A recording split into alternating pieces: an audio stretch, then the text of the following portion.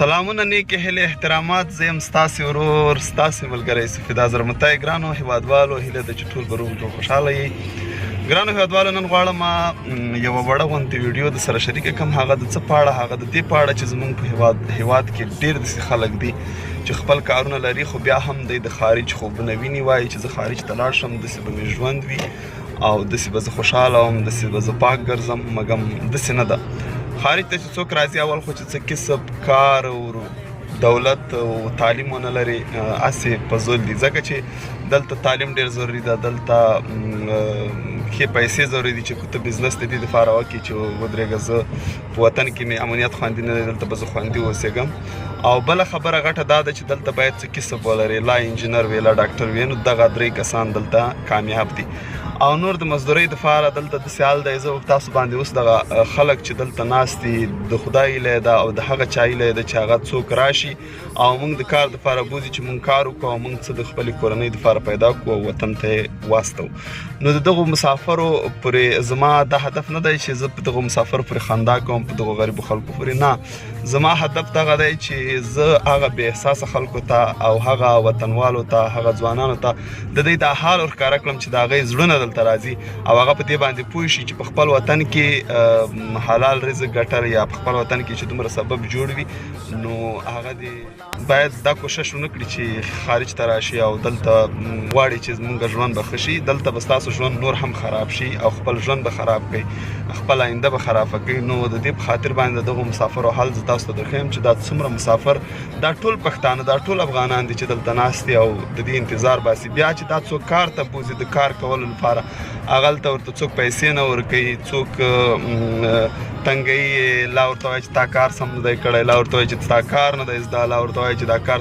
سمه توګه تا کړی نه دی نو دغه ستونزې ټولې دلته موجودې دي زما د ورور په صفت زما د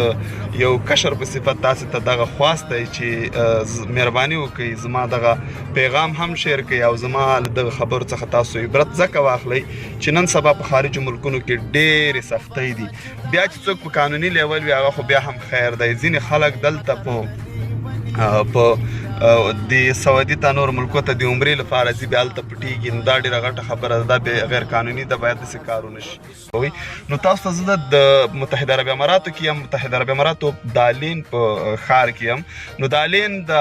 مسافرو یا د مزدورانو حال زه تاسو ته درښیم چې دا مسکینان غریبانان د دې دپاره ناست دي چې ودرېږه موږ ته به کاروبار پیدا کېږي که نه پیدا کېږي څوک به راځي موږ به بیا نو راځئ دا تاسو باندې ګورم راځئ اوس به مې هم له خدایه غواړې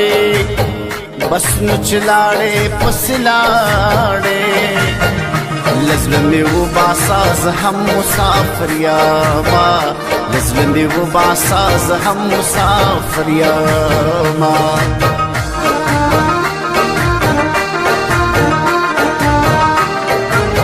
څومره خاموشه خاموشي ده ډېره بې خوندي ده مسافری دا ژوند هم ستړی د سختي دا زه به د ستړي ژوند کیسې درته کومه زه به د ستړي ژوند کیسې درته کومه د مازدیګر سترګه ډوبېږي راته دا ستا سترګې یادېږي زړه صبرومه نه صبرېږي لاس مې پرېښی دا خوږېږي یوازې ناست یم د زړه درد قرارومه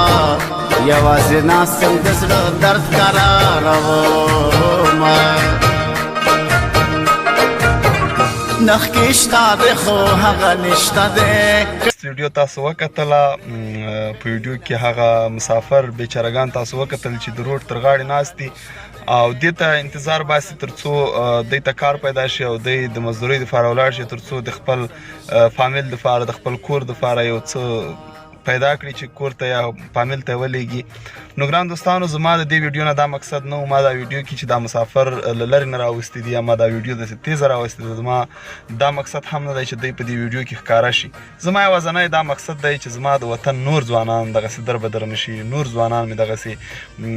خراب نه شي، مستقبل یې خراب نه شي، آینده یې خراب نه شي، ژوند یې خراب نه شي. په خپل وطن کې د محنت وکړي خو مګم ځان دې نه خرابوي، ځکه چې ډېر زیات د غلامۍ ژوند دی چې سړی دلته مزدوري کوي، ډېرې سختۍ دي. خو بیا که کوم کسب ولري او پیسې ولري یا کوم تجربه په یو شي کې ولري، بیا کولی شي ښه تعلیم ولري، بیا کولی شي چې دلته پرمختګ وکړي. نو زما د دې ویډیو یوازینی مقصد هغه ځوان کل ته او هغه ځوانانو ته دا دی چې د دې ویډیو څخه عبرت واخلئ. دغسې په سواو په زراو ځوانان دلته ناست دي، دا خو یې ډېر کم و، څه وخت ناوخته و، د ګیز د مال په زراو ځوانان ناست دي. نو ښه وختونه خدای پامان. نازونه پکې پراته دي، د زړه حجرې ته مېلمانه راغلي دي، د زړه حجرې ته مېلمانه